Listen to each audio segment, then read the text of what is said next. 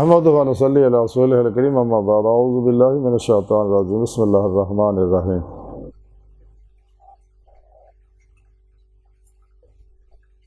قال رسول اللہ صلی اللہ علیہ وآلہ وسلم كنت کنزا مخفیا فاحببت ان عرفا فخلقت الخلق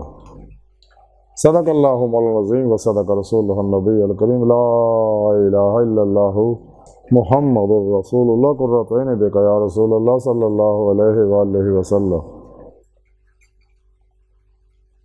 لبیک غزوہ ہند لبیک لبیک یا غوث اعظم لبیک لبیک یا رسول اللہ لبیک لبیک اللہم لبیک۔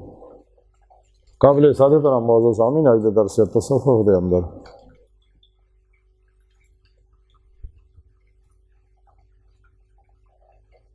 اس گل دا ذکر کریں گے اللہ رب العزت نو پہچانن دا تے پہچان دو طرح دی ہے، علمی استدلالی ہے،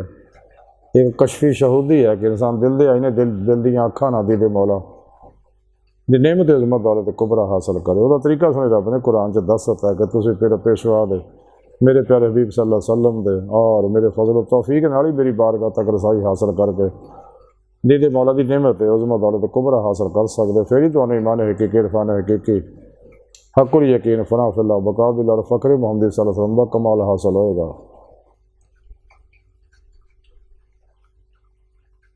جڑی حدیث قدسی میں نے پڑھنا تو سنن کا شرف حاصل ہے، اس حدیث پاک سنے رب نے فرمایا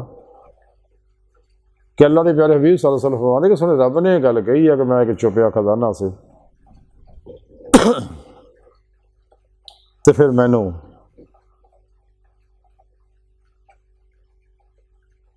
پیار ہو گیا، پھر میں چاہے میں پہچانیا جاواں تو پھر میں مخلوق نو پیدا کیتا۔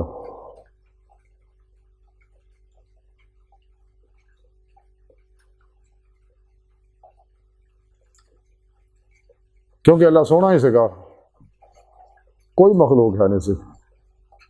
تو جیویں سونے رب نے اپنے شانہ طرف اپنی صفات نو ملاحظہ فرمایا، ادھر متوجہ اللہ ہویا تو اللہ رب العزت نے چاہیا کہ میں پہچانیا جاواں تو پہچان واسطے دوسرا چاہیے سکا، تو اللہ رب العزت نے مخلوق نو بناؤن کا پروگرام بنایا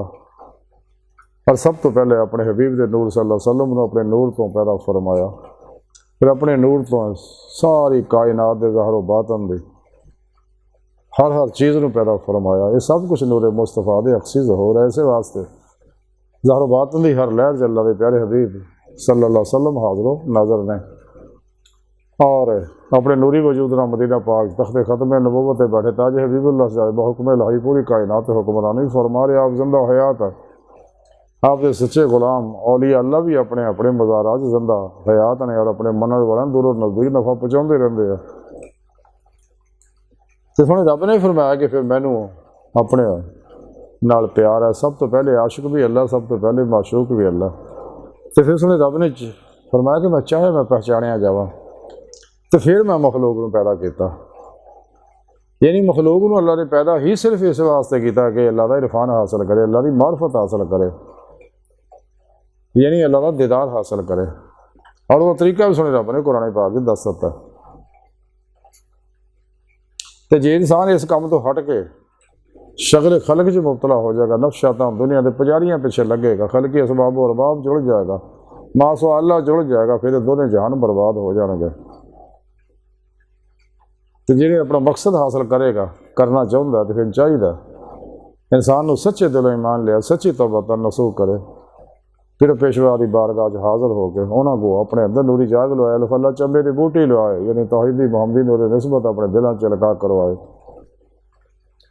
اور پھر انہوں کو فیض حاصل کرتا رہے، اللہ کے پیارے حبیب صلی اللہ علیہ وسلم کو بھی فیض حاصل کرتا رہے۔ یہ فیض تین طرح حاصل ہوتا، ایک القائی فیض ہوتا، ایک انعکاسی فیض ہوتا، ایک انجذابی فیض ہوتا۔ اس واسطے مولانا رومی جلال الدین رومی رحمۃ اللہ علیہ فرمایا کہ سچا مرید ہزارہ میلہ دور بھی ہوئے تو پیر کو اخذ فیض کرتا رہتا ہے، انوارات انہوں نے قلب جو اپنے اندر کھچتا رہتا ہے، اور انہیں طرف منعکس ہوندے رہندے۔ اگر وہ سچا محب ہے، سچا عاشق ہے، اپنے مرشد دا فنا فی شائق ہے، ਕਿਉਂਕਿ ਨੂਰੀ ਡੋਰੀ ਜੁੜੀ ਹੁੰਦੀ ਹੈ ਉਹਦੇ ਰਾਹੀਂ, ਫਿਰ ਉਹ ਪੇਸ਼ਵਾ ਦੀ ਤਰਫੋਂ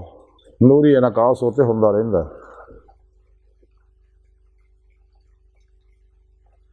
ਅੱਜ ਸਾਡੀ ਗੁਫ਼ਤਗੂ ਦਾ ਖੁਲਾਸਾ ਇਹ ਹੈ ਕਿ ਸਾਨੂੰ ਚਾਹੀਦਾ ਜਿਸ ਮਕਸਦ ਵਾਸਤੇ ਸੋਹਣੇ ਰੱਬ ਨੇ ਸਾਨੂੰ ਪੈਦਾ ਕੀਤਾ, ਆਪਣੇ ਦੀਦਾਰ ਵਾਸਤੇ, ਜ਼ਾਰੀ ਇਲਮ ਨਾਲ ਇਲਮੀ ਇਸਤਦਾਰ ਵਾਲੀ ਇਰਫਾਨ ਹਾਸਲ ਹੋਏਗਾ, ਜੋ ਦਿਲ ਦੀਆਂ ਅੱਖਾਂ ਨਾਲ ਦੀਦੇ ਮੌਲਾ ਦੀ ਨਿਮਤ ਹਾਸਲ ਹੋਏਗੀ, ਦਿਲ ਦੇ ਆਇਨੇ 'ਚ, ਫਿਰ ਇਹਨੂੰ ਇਰਫਾਨ ਹਕੀਕੀ ਹਾਸਲ ہوئے گا۔